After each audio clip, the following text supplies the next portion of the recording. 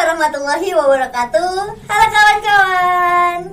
Kenalin, aku Amanda Safitri, host dari podcast Podpals.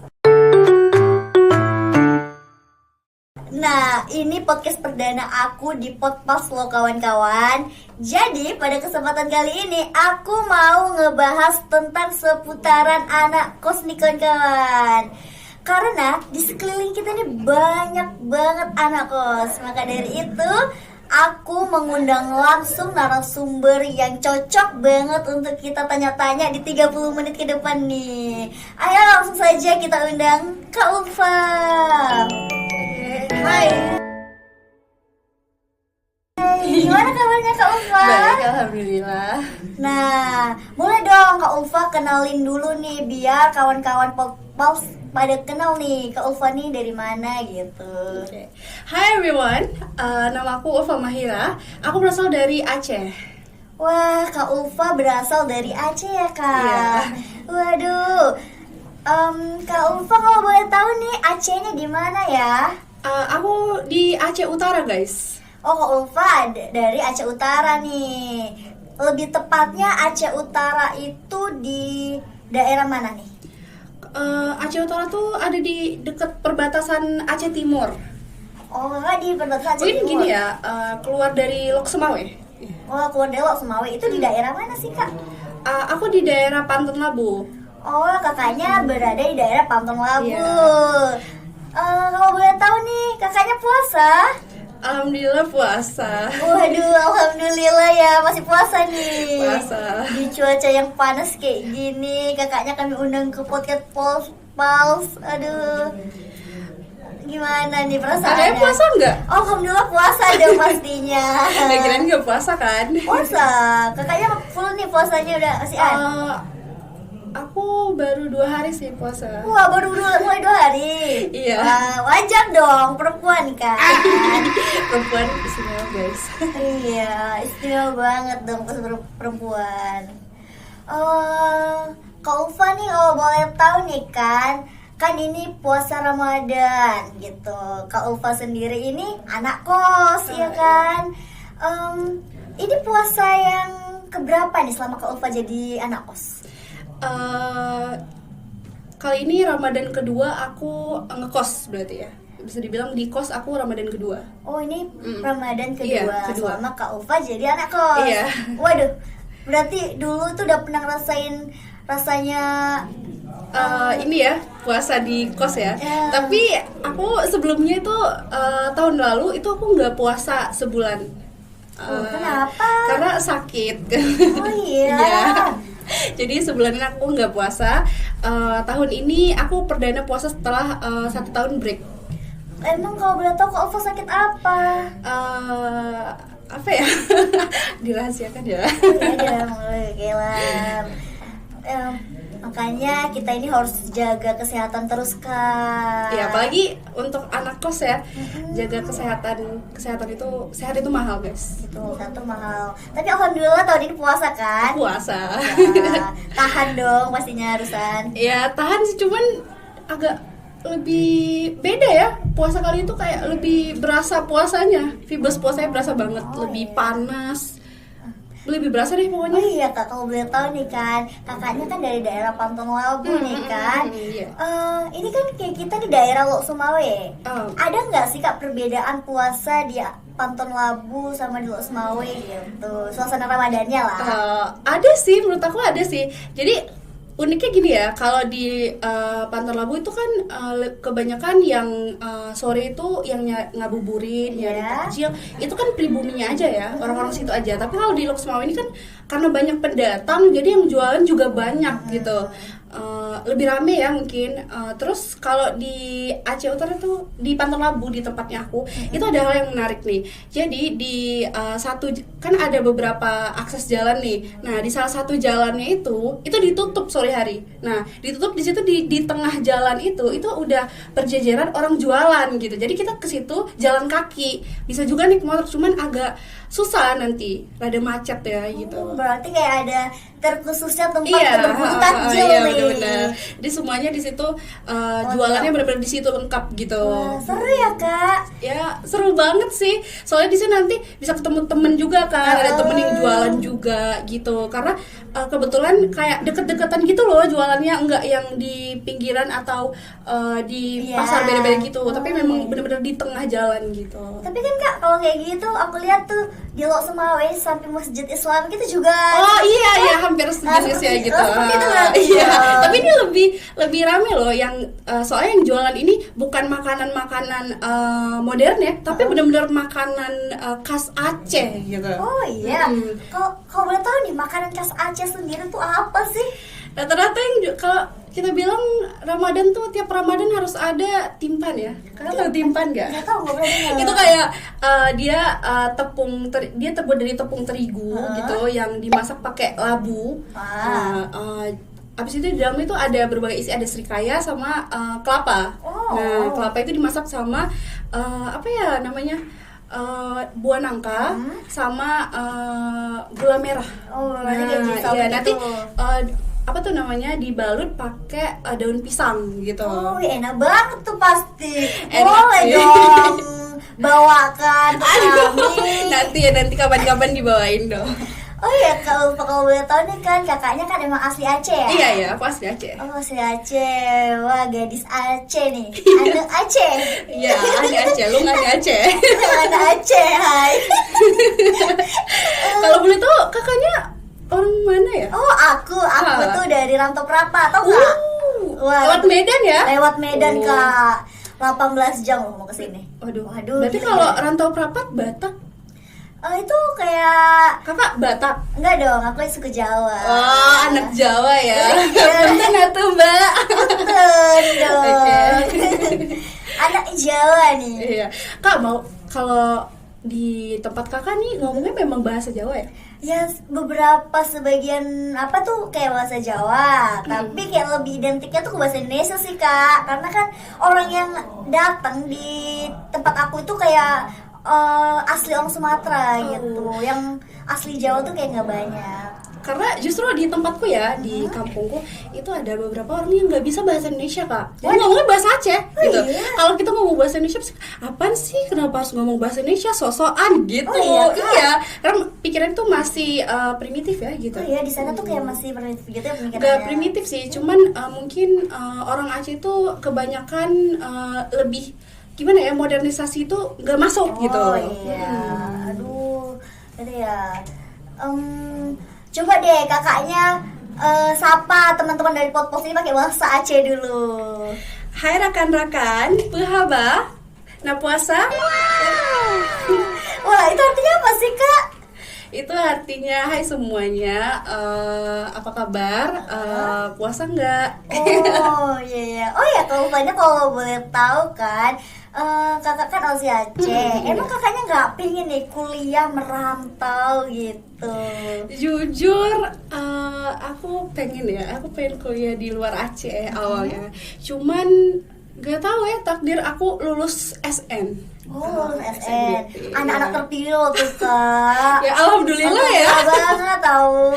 Jadi waktu itu awalnya milihnya tuh di luar Aceh. Tapi orang tua aku bilang, Kak satunya ambil di Aceh ya gitu, yang dekat. Karena biar apa ya, mereka yakin kalau deket itu pasti lulus gitu. Iya. Karena kan biasa kan kalau kita bilang kalau Lok Sumawe pasti ngambilnya yang deket-deket daerah Aceh Utara ataupun ke arah Biren kan, ke atas gitu. Iya. Mungkin gini, kakaknya ini anak keberapa? Aku anak ketiga dari 4 bersaudara. Wah, itu udah termasuk anak bontot itu. Makanya orang tuanya nggak ngasih kakak itu pergi jauh. Iya, orang tua aku termasuk saya strict parent banget sih. Wah, strict banget ya. Iya, aku nggak boleh jauh dari rumah.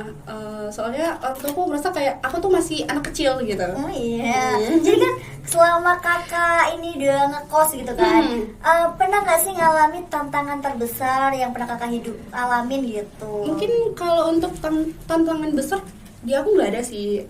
Cuman salah satunya itu aku pernah sakit dan itu benar-benar tantangan buat aku ya. kayak harus lanjut atau enggak gitu, karena kita kan kalau lagi sakit ini pikirannya kemana-mana ya, bimbang. Iya, betul gitu. sekali. Dan tapi orang tua aku selalu bilang kayak yakin gitu. Jadi aku sendiri juga milih kayaknya aku harus lanjut nih gitu, karena kan tantangan besar di kos itu kita sendiri, kita nggak ada tempat cerita, jadinya ketika ada masalah mungkin merasa bahwa keputusan kita tuh udah benar, sebenarnya belum gitu. Intinya kita bisa bertahan nih karena orang tua. Iya sih, betul orang banget. tua. Ada harapan orang tua kepada anak perempuannya. Iya gitu sih. Betul sih, Kak. Ya semua orang tua juga Iya. berharap sama anaknya gitu ya. Karena aku juga gitu kok. Aku nih anak terakhir gitu Kak. Aku merantau jauh gitu. Orang tua aku ngasih tuh ya demi harapan mereka gitu. Terus kalau kakaknya ada nggak tantangan terbesar selama ngekos? Kalau untuk aku sendiri tantangan terbesar ya, aku mungkin karena dari dulu tuh nggak pernah ngekos ya guys, makanya sekalinya nih ngekos kayak culture shock banget gitu, kayak kaget banget gitu. Apalagi kan ini aku nih dari Medan gitu kan, atau perapatnya masih Medan lah. Medan Jadi kayak Ya, anak-anak yang ada di Aceh tuh kayak kalem lembut gitu. Maksudnya kayak nggak kami ini logatnya apa kok kayak gitu kan. Oke. Jadi kalau ketemu orang pertama kali ketemu teman di sini tuh kayak lembut, kayak apalagi nanti orang itu Ini ya, karena syariat Islam jadi lebih ke soleha ya. iya kayak gitu. Jadi kan kayak aku ngerasa aduh aku kayaknya barbar banget nih gitu. Betul nggak sih? Tapi iya sih, kalau misalnya pemikiran aku sebagai orang Aceh ya, itu kalau sama anak luar aku mikirnya kayaknya mereka tuh lebih barbar, lebih asik gitu deh dibandingkan kami orang Aceh gitu. Karena kami orang Aceh kan keterbatasan ya. Aku di keluarga aku kami kalau ketawa tuh nggak boleh besar-besar ketawanya, nggak boleh yang ketawa hahaha gitu, karena syariat Islam ya gitu. Pakaian juga dibatasin gitu. Kalau boleh tahu nih kan Kak, di sini kan sangat terkenal tuh dengan syariat Islamnya gitu. Jadi kayak aku dengar nih WH gitu tuh. Kalau bulan puasa lah gitu, kayak marak-maraknya WH itu WH itu apa sebenarnya sih? Itu Satpol PP. Oh. Ya, cuman dia lebih ke gini ya, untuk penegakan Islam gitu Pak. Saya gini ya, istilahnya kalau misalnya ada yang melanggar nih dari kata syariat Islam tadi, mereka bakal nangkep gitu dan ngasih beberapa sanksi gitu kan. Iya sih. Soalnya gini Kak, aku kan dari tempat aku tuh nggak ada itu WH gitu. Ada Satpol PP, cuman dia kayak paling gusur-gusur orang yang jualan di pinggir-pinggir jalan. Oh iya, aku pernah di sinetron. Betul kayak di Indosiar kan. Iya. Jadi kayak di situ nangkepnya Beda tuh kayak, ya gitu. beda gitu. Karena kita kalau alhamdulillah kalau di Aceh tuh kalau masalah jualan pinggir jalan gitu bebas ya, tapi kalau untuk syariat Islam itu benar-benar ketat banget sih. Iya, pokoknya untuk syariat Islam itu ketat banget. Iya. Jadi Kak, kayak pertama kali nih kakaknya kan dari Aceh, terus kan banyak nih anak-anak dari luar Aceh yang kuliah di Aceh. Nah, pastinya gimana sih pandangan kakak pertama kali melihat teman-teman yang dari luar Aceh? Awalnya aku takut gak punya teman gini. Aduh ini gimana nanti kalau temen-temenku orang luar semua, aku ngomongnya gimana? Terus apalagi kan di orang Aceh nih, maaf cakap, itu kalau ngomongnya itu agak medok gitu, bahasa Indonesia medok. Jadi mungkin aku merasa gimana ya nanti orang bakal risih nggak ya sama pas aku ngomong gitu. Takutnya aku nggak dikawanin gitu. Tapi kakaknya nggak medok banget kok Acehnya. Iya karena kebetulan orang tuaku guru bahasa Indonesia, jadi kami di rumah tuh langsung dilatih kamu ngomongnya bahasa Indonesia ya gitu. Harus menggunakan Iya, harus yang iya. baik dan benar. Iya benar. Karena kalau misalnya di rumah jarang banget ngomong bahasa Aceh, kecuali memang kalau lagi lagi ketawa-ketawa, lagi kumpul-kumpul keluarga besar, itu kita ngomong bahasa Aceh semuanya. Wah, berarti kalau misalnya lagi kumpul keluarga besar, itu pakai bahasa Aceh? Iya, bahasa Aceh. Kalau sehari-hariannya kakak di rumah tuh pakai bahasa Aceh juga? Gini sih, kan ada beragam ya gitu. Kalau di keluarga aku biasanya ngomong bahasa Indonesia. Tapi kalau misalnya lagi lagi memang nggak sengaja gitu, ya udah bahasa Aceh gitu, lagi telepon atau lagi nanya gitu. Iya. Oh iya Kak, dari rumah kakak nih untuk ke kosan itu kira-kira berapa jam sih? Kalau dari rumah ke kos itu 2 jaman. Oh 2 jaman. Deket ya, bisa dibilang deket banget. Deket banget sih sebenarnya itu. Setengah dari aku pun nggak ada. Nggak ada banget sih kak. Seberapa? 1/10. Wih, gila sih kalau kita nih kan. Jadi kakaknya nih kalau boleh tahu ngekosnya sama siapa nih? Berdua atau sendiri? Gini ya, aku selama ngekos aku udah 4 kali pindah kos. Wah, 4 kali guys.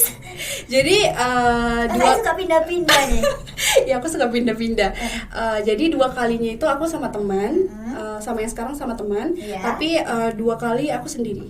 Oh iya, terus kalau boleh tahu nih temen satu kosan itu orang dari luar Aceh atau orang Aceh?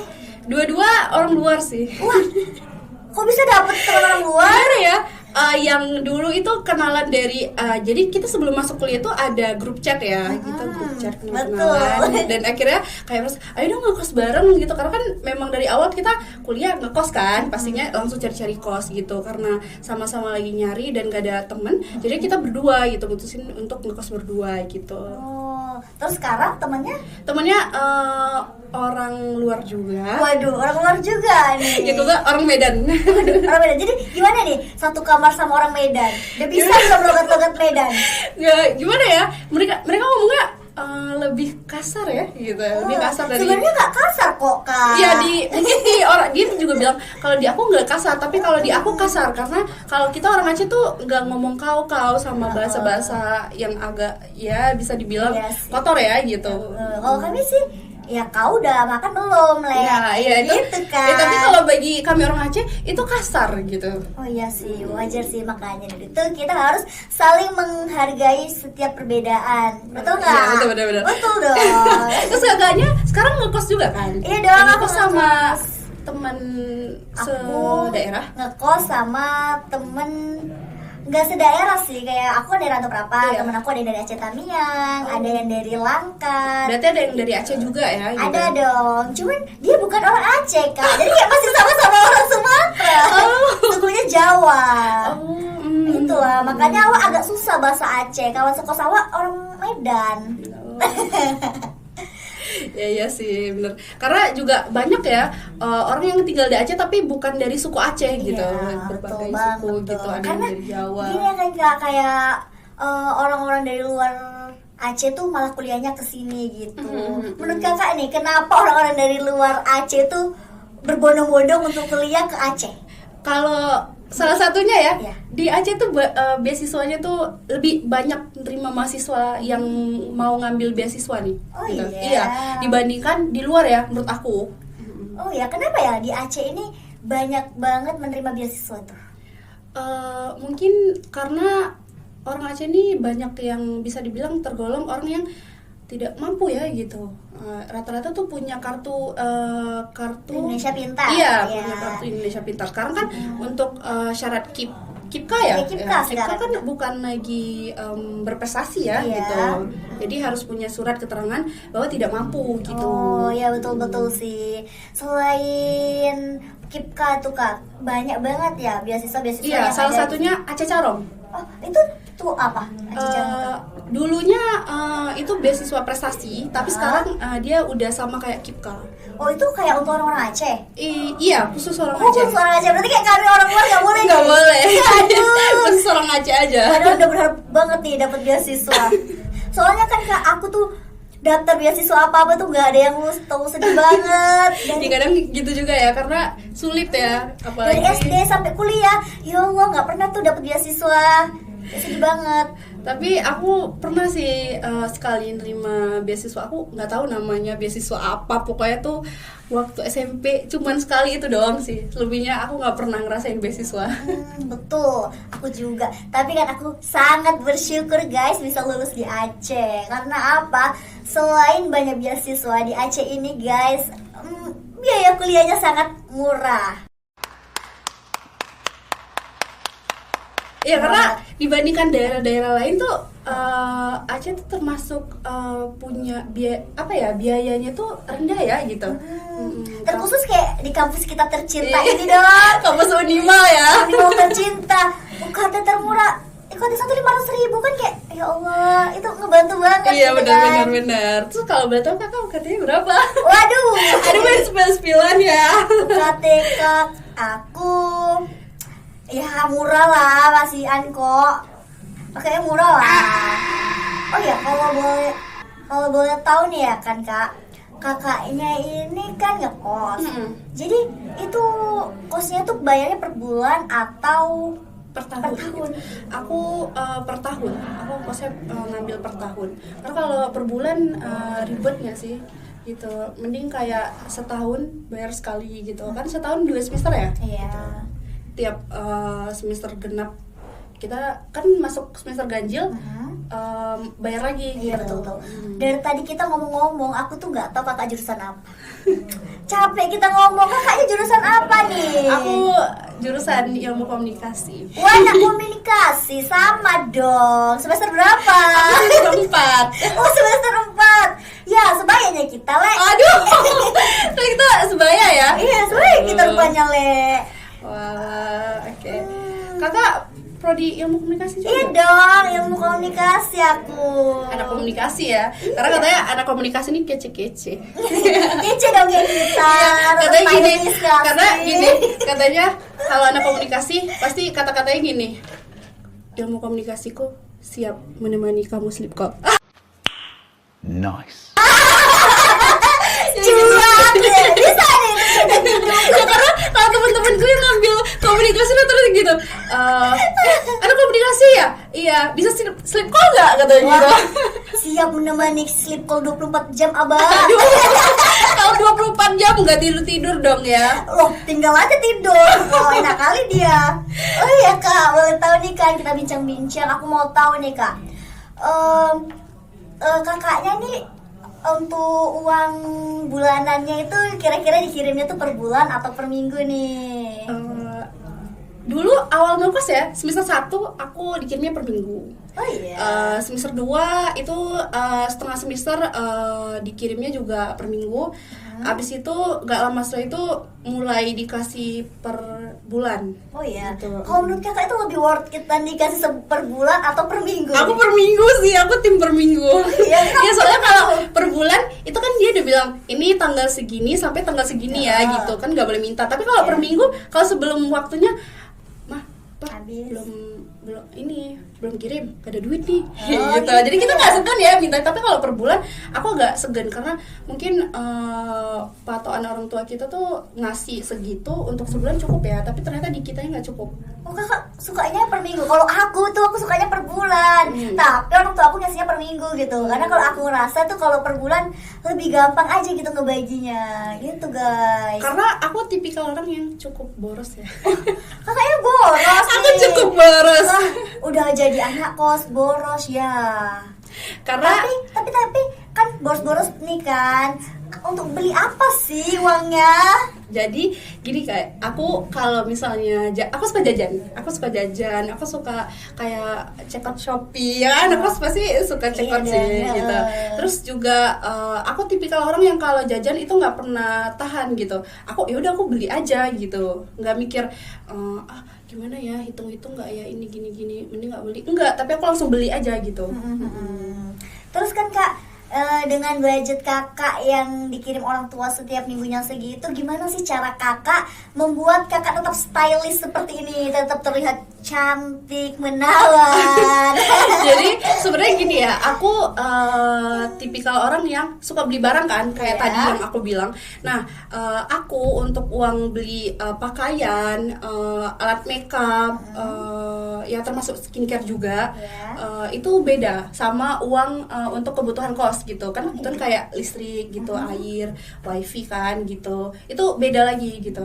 Oh itu beda ya, Iya, berarti. jadi kalau uang jajan juga beda gitu, nggak disatuin semuanya. Oh itu orang tua nilainya beda-beda atau kakak sendiri yang Karena menyisihkan? Dulu aku dikirimnya nggak banyak-banyak ya, tapi sekarang aku bilang segini nggak cukup, aku bilang gitu, segini nggak cukup gitu. Aku butuhnya buat ini. Terus awal bulan aku pasti langsung bilang buat beli bedak ya, Banyak buat beli banget skincare ini. gitu, banyak maunya. Cuman Banyak maunya. alhamdulillah orang tua masih ngasih sih pas aku minta gitu. Cuman katanya kayak jangan boros-boros kenapa nak, katanya Iya kayak gitu. dong, Belajar jangan maksudnya kan suka. ke depan kan kamu bakal jadi orang tua, katanya kayak gitu. Kan belajarnya dari ngekos ya. Iya betul. Belajarnya dari kos. Jadi kalau boleh tahu nih Kak Ulfa ngekos itu mulai masuk kuliah aja atau dari SMP, SMA udah pernah kuliah? Gini, aku gimana ya bilangnya? Aku pernah tinggal di Medan sama di Bogor, tapi nggak bareng orang tua, bareng keluarga orang tua juga. Nah, kalau untuk ngekos sendirian itu perdana sih pas kuliah. Oh, kakaknya tinggal di Medan sama Bogor tuh ngapain? Jadi waktu itu aku sempet minta pindah sekolah karena aku pernah dibully gitu. Nah, ya jadi kayak ya bully biasa sih kayak fisik gitu. Karena kan mungkin kalau korban-korban bully lainnya juga semuanya tentang fisik ya gitu. Jadi waktu itu aku sempet gak tahan dan aku pengen pindah gitu. Tapi nggak lama aku pengen balik lagi. Oh iya. Ya karena nggak tahan sih. Jauh dari orang tua tuh nggak enak gitu. Iya sih, betul Kak, memang gak enak banget. Karena menurutku seenak-enaknya ngekos, seenak-enaknya tinggal jauh dari orang tua, tetap lebih enak pulang ke rumah sendiri bareng orang tua, adik dan kakak gitu. Kalau menurut kakak nih, lebih enak lingkungan yang ada di Bogor dan di Medan atau lingkungan yang ada di Aceh sendiri? Kalau aku, mungkin kalau di Aceh karena banyak teman ya, di Aceh banyak teman, ada keluarga gitu. Tapi kalau misalnya di luar sana ada juga, kayak di Medan, di Bogor juga ada teman. Cuman bedanya gak ada keluarga jadi nggak enak. Cuma kalau untuk aku yang suka bebas, itu lebih enak di Medan atau di Bogor. Kalau di Aceh kan syariat Islam, Iya, betul. jadi nggak bebas. Bioskop aja nggak ada. Iya, bioskop nggak ada. Dulu ada sih, sekarang udah nggak ada.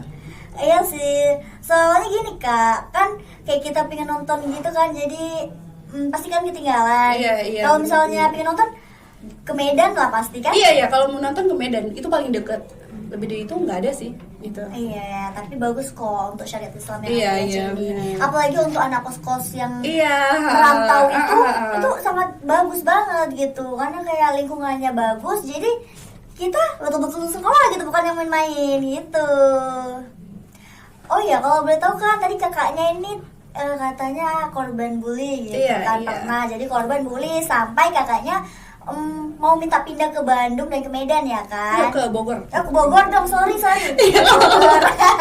Nah, kira-kira tuh bully seperti apa sih Kak? Jadi yang kayak aku bilang tadi fisik dan untuk bully yang lain itu aku pernah masuk ke ranah gimana ya, kayak kan tahu nggak silet gitu, mata silet, Iya, pisau silet yang tahu itu dong. iya. Jadi waktu SMP itu pernah kejadian sekali, itu karena mungkin gimana ya, udah capek ngebully pakai kata-kata mungkin ya. Nah jadi kebetulan aku kan anak salah satu guru SMP di situ kan. Nah jadi mereka lebih nggak suka lagi nih. Waduh, Karena rasis banget. ya karena kebetulan aku pas SMP tuh lebih banyak diem. Jadi aku lebih suka kayak ngejar prestasi gitu, kayak jadi tahu nggak ini apa tuh namanya, komandan upacara. Aku pernah jadi komandan upacara tahu pas SMP. Pemain upacara biasanya tuh cowok loh. Iya karena jadi kebetulan di kelasku itu gak ada yang mau, soalnya cowoknya cemen-cemen semua. Ya Allah. Jadi kan Kak, jadi setelah itu pembuliannya tuh berapa tahun sih Kak, dari zaman SMP atau SMA? Berarti aku ngerasain bully itu dari SD, SMP, dan SMA. Jadi kelas 3 SMA aku keluar dari masa itu. Ya Allah, lama banget loh itu Kak. Lama Astagfirullah. banget sih. Ya, jadi gimana sih cara Kakak bisa keluar dari pembulian itu? Aku selalu mikir gini, waktu kelas akhir-akhir kelas 2 ya kalau nggak salah, itu aku mikir gini, kalau seandainya aku terus-terusan gini, aku bakal terus-terus diinjak dan terus-terus dibully dong, kayak gitu. Karena kan waktu itu kan lagi apa tuh kita bilang ya, lagi tren-trennya glow up ya. Itu bahasa gaulnya glow Glow up iya dong. gitu, glowing ya gitu. Kan masa-masa itu kan bener-bener kayak marah banget ya waktu Iya. itu. Nah jadi aku mikir kalau misalnya orang lain bisa, kenapa aku nggak bisa gitu. Iya. Dan akhirnya aku coba buat sosialisasi karena aku kan kurang ke sosialisasi juga, lebih banyak diem ya waktu di bawah-bawah situ. Nah akhirnya sama-sama pembuli ini aku coba berkawan ya, meskipun awalnya nggak diterima tapi akhir-akhirnya aku coba ikut apa yang mereka ikutin gitu. Mereka pakai ini, aku juga pakai ini gitu. Sebenarnya itu salah sih, pemikiran gitu salah. Cuman Iya untuk sih. aku yang mau keluar dari bully itu benar-benar membantu menurut aku. Oh, berarti cara kakaknya sendiri untuk keluar dari zona bully itu kayak kakak mengesetarakan ya kan? Ya keluar dari zona nyamannya aku gitu. Oh iya iya iya. Jadi kak, di luar sana kayaknya masih banyak nih korban bully ya kan. Tolong dong kasih motivasinya untuk orang-orang yang dibully gitu. Motivasi untuk orang yang dibully. Ya, Biar tetap buat- semangat sampai kapan? Iya, buat kalian yang masih jadi korban bully ya atau masih ngerasain dibully, semangat. Coba aja buat keluar dari zona nyaman kalian, lebih banyak bersosialisasi. Kalian pasti bisa, jangan nyerah dan jangan takut lawan. Karena kalau kalian nggak lawan, kalian akan terus-terusan gitu. Terus kalau untuk pesan yang ngebully nih apa? Kalau untuk pembuli, rasaku gini ya, aku nggak tahu gimana isi pemikiran mereka, tapi yang pasti untuk kalian pembuli, aku mau bilang jangan terus-terusan membuli orang lain, Ya, betul karena dong. hukum karma itu nyata loh. Kalau kalian mau tahu, kalian kan pasti nanti berkeluarga ya, punya anak gitu. Jadi wanti-wanti aja karena hukum karma itu nyata. Apa namanya? Jadi kan kayak kakaknya ini kan dulu pernah dibully dan sekarang bisa keluar dari zona itu. Sekarang kakaknya ini kan udah kuliah gitu kan. Iya, iya. Jadi kalau lihat temen-temen yang dulu ngebully tuh gimana sih kak? Justru sekarang teman-teman bully itu udah jadi temen loh, udah akrab, se-circle. Kalau bahasa sekarang kerennya udah se-circle se-circle. gitu. Wow. Iya. Kita juga sering nongkrong, sering chattingan, bahkan punya grup chat ya khusus kayak kita aja. Cuman ya gitu ya, kalau misalnya orang jahat sama kita mending cut off aja gitu. Nah, aku mulai keluar dari lingkungan yang ada merekanya itu sedikit demi sedikit gitu. Bukan nggak temenan, tapi lebih ke menjaga aja gitu ya. Gini nih, dari tadi kita kan udah bincang-bincang, kita kulik semua nih keluh kesah anak kos dari Ya. Kak Ulfa. Pokoknya sempat bahkan kita cerita ke pengalaman pribadi Kak Ulfa nih guys, dari yang dia mulai dibully, dari dia yang dia berteman dengan orang luar Aceh gitu. Kira-kira ini kita bincang-bincang ngobrol nih ada 30 menit nih. Kayaknya kalau teman-teman Podpals nih pada ingin menantikan cerita selanjutnya dari Kak Ulfa nih, kita bakal tayang lagi nanti di podcast-podcast selanjutnya. Nah, jadi untuk podcast saat ini mungkin segitu dulu ya Kak Ulfa. Iya. Terima kasih banyak loh Kak udah Iya, waktunya. sama.